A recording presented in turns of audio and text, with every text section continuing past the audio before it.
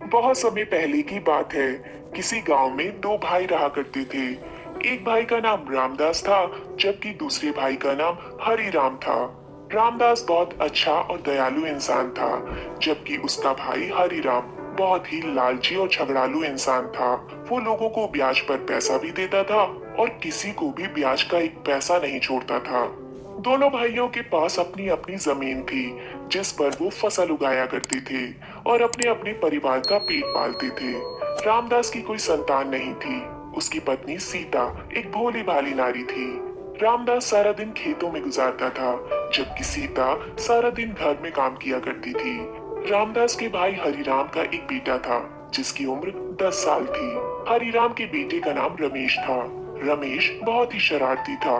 वो अक्सर दूसरों को तंग किया करता था।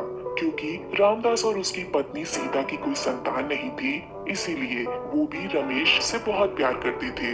हरिराम की पत्नी का नाम मधु था और वो भी अपने पति की तरह लालची तो थी, लेकिन थोड़ी मंद बुद्धि भी थी। एक दिन रामदास अपने खेत में बैठा खाना खा रहा था। उसकी पत्नी सीता कुछ देर पहले ही उसे खाना देकर गई थी।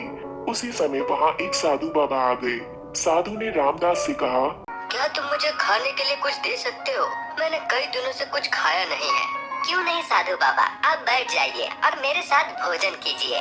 साधु रामदास के साथ बैठ गया और भोजन करने लगा।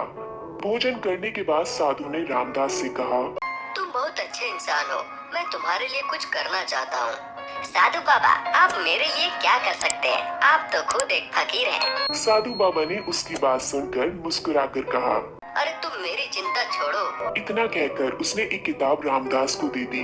किताब देखकर रामदास बहुत हैरान हुआ। उसने पहले साधु बाबा को खाली हाथ देखा था।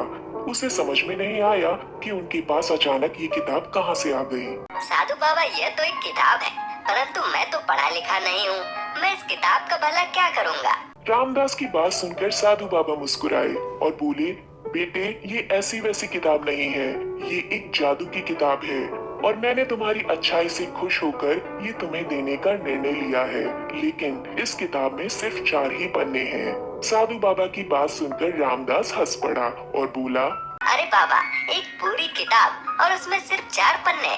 हाँ बेटा, परंतु ये 4 पन्ने नहीं है, बल्कि 4 इच्छाएं हैं। तुम इस किताब के हर पन्ने में से एक इच्छा मांग सकते हो। ईश्वर की कृपा से तुम्हारी इच्छाएं पूरी होंगी। लेकिन एक बात याद रखना, कोई ऐसी इच्छा मत मांगना जो ईश्वर के नियमों के खिलाफ हो। जब तुम्हारी इच्छाएं पूरी हो जाएगी, तो ये किताब गायब होकर खुद मेरे पास वापस आ जाएगी। साधु बाबा की बात सुनकर रामदास दोबारा हंस पड़ा और बोला, साधु बाबा, आप भी बहुत भोले हैं। भला कोई किताब भी किसी की इच्छाएं पूरी कर सकती है? और फिर ये कैसे हो सकता है कि ये किताब 4 इच्छाएं पूरी करने के बाद खुद गायब हो जाए? बेटा, अगर ईश्वर चाहे तो इस किताब से भी तुम्हारी 4 इच्छाएं पूरी हो जाएंगी। बस ये याद रखना कि ईश्वर के नियम का पालन करना जरूरी है। बाकी रह गई तुम्हारी ये बात कि ये किताब इच्छाएं पूरी करने के बाद कैसे गायब हो जाएगी, तो बिल्कुल ऐसे गायब हो जाएगी जैसे मैं गायब हो रहा हूँ। इतनी बात करके साधु बाबा अचानक अपनी जगह से गायब हो गए। उसे यूं गायब होते देख रामदास घबरा गया, लेकिन थोड़ी देर के बाद उसने किताब उठाई और अपने घर आ गया और फिर अपनी पत्नी सीता को सारी बात बताई। सीता ने रामदास से कहा, मुझे लगता है वो साधु बाबा ज्ञानी था। तुम अपनी एक इच्छा मांग कर तो देखो, हो सकता है ज्ञानी बाबा की बात सही हो। रामदास ने सीता की बात मान ली और फिर किताब का पहला पन्ना खोलकर अपनी पहली इच्छा मांगी।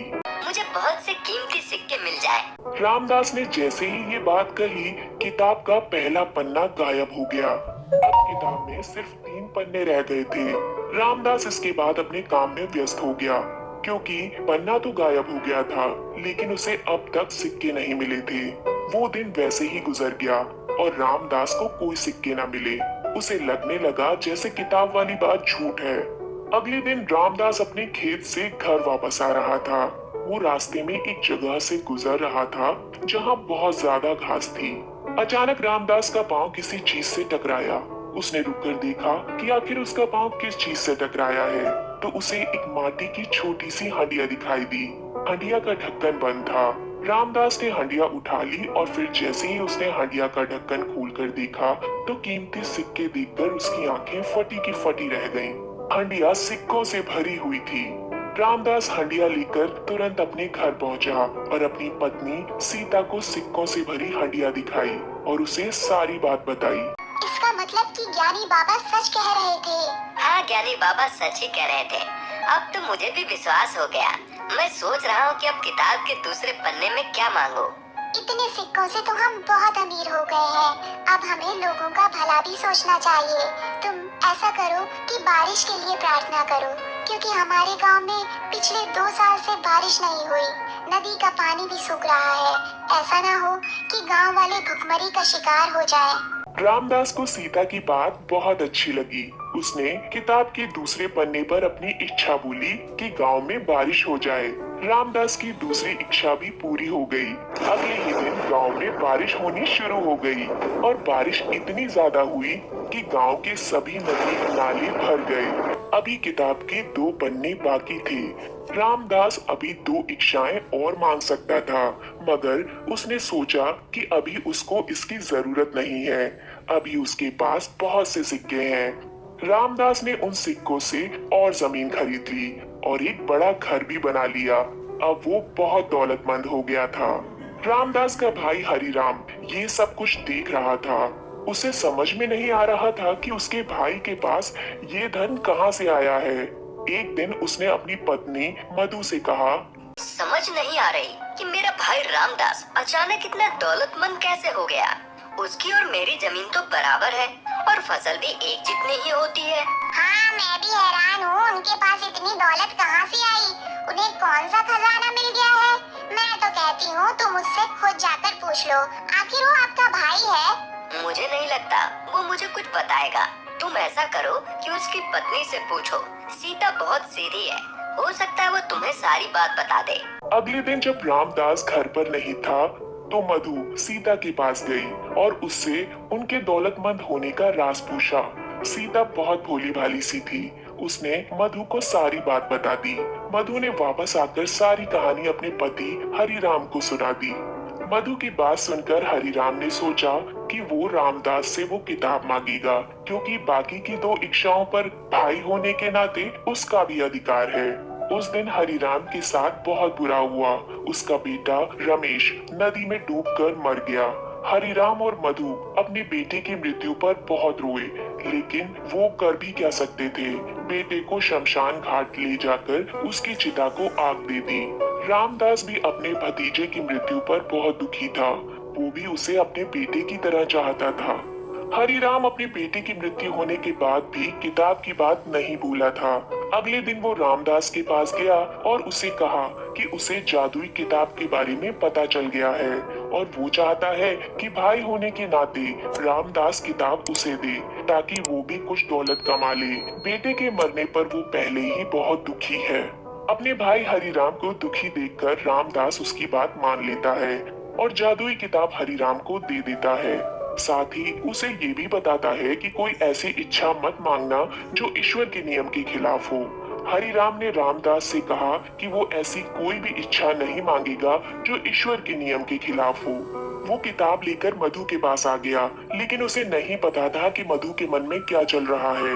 मधु ने हरिराम से तुरंत किताब ले ली और फिर उसके तीसरे पन्ने पर अपनी इच्छा बोल दी। मेरे बेटे की मृत्यु हो गई है, उसे वापस दे दो। मैं और मेरे पति अपने बेटे के साथ एक संसार में रहना चाहते हैं। हरिराम को मधु की इच्छा बहुत अजीब लगी, मगर वो अब कुछ नहीं कर सकता था। मधु इच्छा बोल चुकी थी और किताब का तीसरा पन्ना भी गायब हो गया था। अब किताब में सिर्फ आखिरी पन्ना ही बचा था। उसने सोचा कि अगले दिन वो इस पन्ने से बहुत सा धन मांग लेगा, लेकिन उस रात हरिराम और मधु अपने कमरे में सो रहे थे कि अचानक रात को कमरे में रमेश की आवाज गूंजने लगी। माँ, मैं आ गया हूँ। माँ, मैं आ गया हूँ। हरिराम और उसकी पत्नी मधु उठकर बैठ गए। उन्होंने अपने सामने रमेश को खड़ा देखा। रमेश ने सफेद रंग के कपड़े पहन रखे थे। मधु अपने बेटे रमेश को देखकर बहुत खुश हुई और बोली, रमेश, तुम वापस आ गए हो।